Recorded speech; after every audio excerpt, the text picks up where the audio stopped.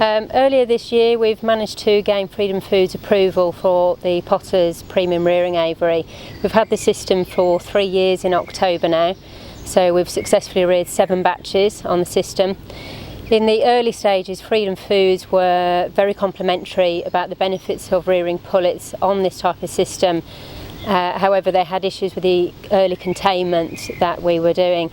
So we were holding the birds in the system for about 3 to 4 weeks of age, but Freedom Foods felt containing the birds was against their natural behavioural instincts. So what we did was some trial work where we had Freedom Foods and the RSPCA coming in on a regular basis to monitor that.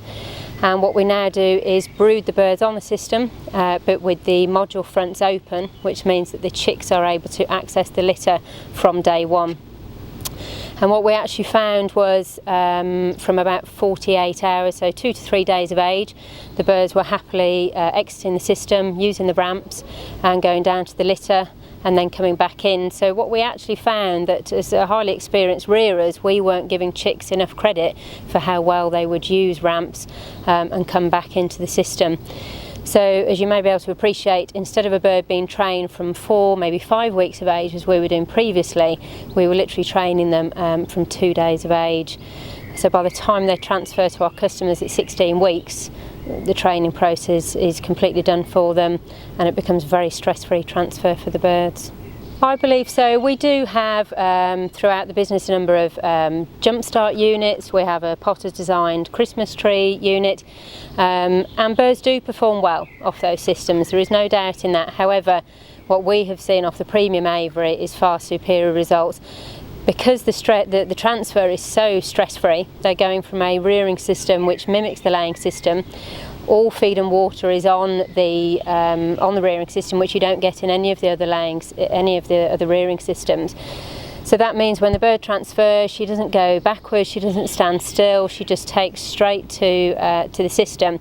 So what we've actually seen is an advantage of about 5 to 7 eggs over and above our other rearing systems. The birds are depopulating with 85% feather cover, and we've also seen customers new builds with less than 3% mortality. And I've equally had customers who've had flocks for a number of years who've transferred from taking birds off a Christmas tree system, have had 10% mortality. Off the premium aviary they've come down to less than 5%, and we feel that is totally reflected from the stress-free transfer that the birds have had.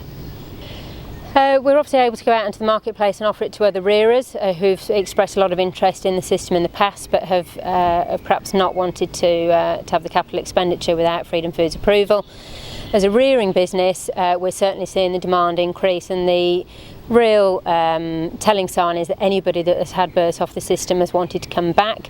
We may have originally done introductory deals to encourage people to have birds off the system because it does command a higher premium. There's a huge investment in the equipment, and every one of those has come back and wanted to pay the 40 pence premium or even more, because of the higher egg numbers they're seeing and the reduced mortality, and just a lot less stress early on for the birds. And of course for the staff, if you're not having to put birds to bed for the first 7 to 10 days or even longer with a lot of staff, it just makes life easier for everybody. Most definitely, yes. We haven't seen anybody that hasn't seen at least 5 to 7 eggs more, so on average that's sort of 50 to 70 pence. People will spend anywhere between 30 and 40p on a bespoke vaccination programme, which may cover the challenges your birds faced last year, but equally the disease challenges change this year.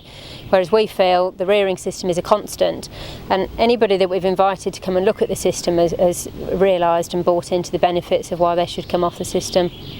Yeah, very much. It's all from ground level, so even for somebody as vertically challenged as myself, you can see birds up on the top of the system without any issue.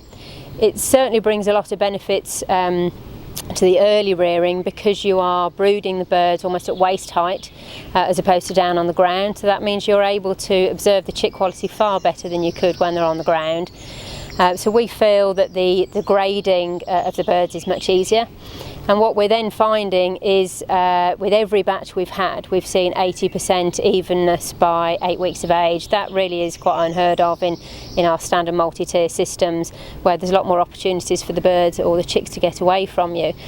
So it is more labour intensive for the rearing staff early on, because rather than all the birds being on the floor, you've got individual modules to check, but really the benefits are for the birds, and that's really what counts. The smaller brooding areas, because it's roughly 3 metres by 2 metres each module, means it's much easier to vaccinate them. We can access them much better for water and spray vaccines, much easier to weigh them. The only disadvantage maybe, or slightly more challenging job for my staff, is that we're training to put them to bed, which you wouldn't do in a standard Christmas tree or jump start system. But again, that's one of the benefits that we want to bring to our customers, that we are doing the work for them, and not when they're bringing a bird into the laying house and it's got all the challenges of coming in to lay. That stress factor is already out the way. One of the benefits that we didn't anticipate was the ease of vaccinating the birds for any in-house vaccinations. So many customers require it now. For example, if they have sheep, they're required to do an Aerovac vaccination. So that's why we need to pick every single bird up within the house, and if that's in a standard multi-tier rearing house, you would need to raise the slats out the way, probably raise half of the drinkers, lower the feed. It's quite a stress for the birds. They've suddenly got a team of men in the house driving them around. In the premium aviary, what we're able to do is put the birds to bed, as they normally would do on a daily basis, and then we can contain them into the system. And we're then able to work down the house as if you would in almost like an old cage house, that you would empty the modules behind you. But what that means is the bird is eating and drinking, you take her off the system, inject her, and you're placing her straight back onto the system, onto feed and water. So there is no downtime for the bird, no stress, no reduction of feed and water, so we're not seeing any loss in body weight, which we certainly can do in some of the other houses.